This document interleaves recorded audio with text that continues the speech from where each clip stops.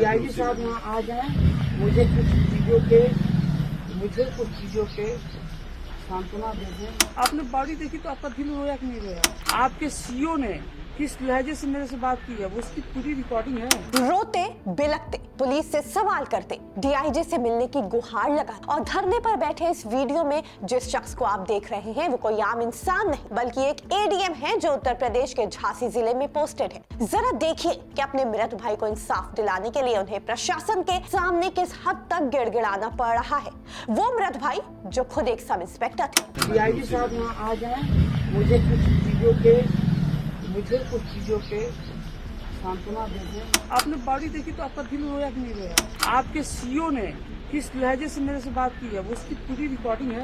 ADM Arun Gaur बार बार DIG साहब से मिलने की गुहार लगा रहे हैं कि वो इंसाफ की राह में उन्हें कुछ सांत्वना तो दे। वो बार बार अपने सब इंस्पेक्टर भाई से जुड़ी बातें याद करते हुए भावुक हुए जा रहे हैं। ये वीडियो जो आप देख रहे हैं अपनी स्क्रीन पर, ये पोस्टमार्टम हाउस के बाहर का वीडियो है जहां से जाने के लिए एडीएम अरुण गौड़ किसी हाल में राजी नहीं थे। बाहर वो अपने सवालों के साथ मौजूद है कि आखिर उनके भाई के साथ ऐसा क्यों हुआ और क्यों वक्त रहते उन्हें नहीं बचाया गया। सीओ को कुछ भी क्यों नहीं पता था और पोस्टमार्टम हाउस के अंदर उनके वो भाई मौजूद हैं जिनके लिए वो इंसाफ की ये लड़ाई लड़ रहे हैं। बस फर्क इतना है कि उनके भाई सब इंस्पेक्टर अजय गौड़ अब इस दुनिया में नहीं है और सवालों के घेरे में है उनकी रहस्यमयी मौत। हर एक चीज बेशक जांच का विषय है, लेकिन इन सब के बावजूद भी सब इंस्पेक्टर भाई के लिए उन्हें प्रशासन से ही सवाल करना पड़ रहा है, उसी प्रशासन से जिसका एडीएम खुद हिस्सा है। हाँ, वो है। इनको आइडिया ही नहीं है कि जिले में कोई गायब हुआ है। एक्चुअली इनकी ड्यूटी लगी हुई थी बाहर। उत्तर प्रदेश का बस्ती जिला पुलिस का अपना एक जाबाज सब इंस्पेक्टर 5 दिन तक लापता रहता है, लेकिन पूरी फोर्स उन्हें ढूंढने में नाकाम रहती है और जब शव मिलता है तो वो मिलता है पड़ोसी जिले अयोध्या की सरयू नदी में। ये सिर्फ एक सब इंस्पेक्टर की रहस्यमयी मौत नहीं है बल्कि यूपी पुलिस की कार्यशैली पर तमाम सवाल खड़े करने वाला एक मामला है। क्या विडंबना है जीवन की कि एक प्रशासनिक परिवार को सड़क पर बैठने को मजबूर होना पड़ा, जहां एक एडीएम भाई और पीसीएस भाभी को अपने मृत दरोगा भाई को न्याय दिलाने के लिए धरने पर बैठना पड़े, वहां आम आदमी के इंसाफ का क्या होगा? मैं ये कह रहा हूं, बगल में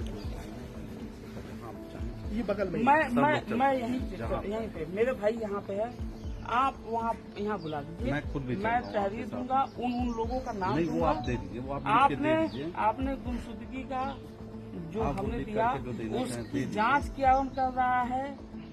भाई साहब के सीडीआर में हाँ, वो लास्ट सारी कॉल चीजें- किससे सारी हुई है? चीजें जो आप चाहें लास्ट कॉल बट किससे मैं ये हुई कह रहा है? हूं, बगल में पुलिस लाइन है, अगर आप पुलिस लाइन चलना चाहें बगल में डीआईजी सरकार जहाँ भाई आप चाहें। साहब देखो, पुलिस लाइन में इतनी पुलिस होती है ना, यहाँ आप कुछ तोड़ नहीं। दोगे हमको। नहीं, ऐसा नहीं है, ऐसा नहीं है, ऐसा नहीं है, ऐसा नहीं है, ऐसा नहीं हम लोग नहीं है परिवार के, ऐसा नहीं। बताइए। ऐसा हम लोग नहीं है मैं परिवार अपने के। भाई को नहीं छोड़ के जाऊंगा। अब सवाल उठ रहा है कि क्या अजय गौड़ का गौड़ एसटी समाज से होना उनकी अनदेखी का कारण बना? क्यों बस्ती पुलिस ने वक्त रहते सर्च ऑपरेशन को तेज नहीं किया? तो सुनिए, ये पूरी बाउंड्री कहानी सुन लीजिए, पूरी कहानी सुन लीजिए।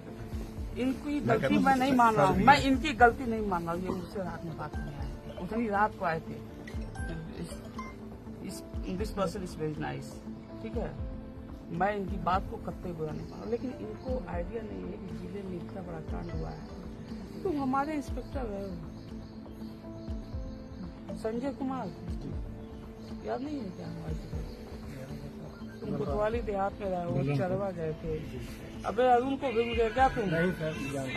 परिवार का सीधा आरोप है कि अजय गौड़ के साथ अनहोनी हुई है, लेकिन सवाल बरकरार है कि जिस जांच के लिए परिवार को धरने पर बैठने के लिए मजबूर होना पड़े, वहां एसआई अजय गौड़ की मौत का रहस्य कभी सुलझ पाएगा या इसे भी हादसा बताकर फाइल बंद कर दी जाएगी? Bureau report, Indian press house.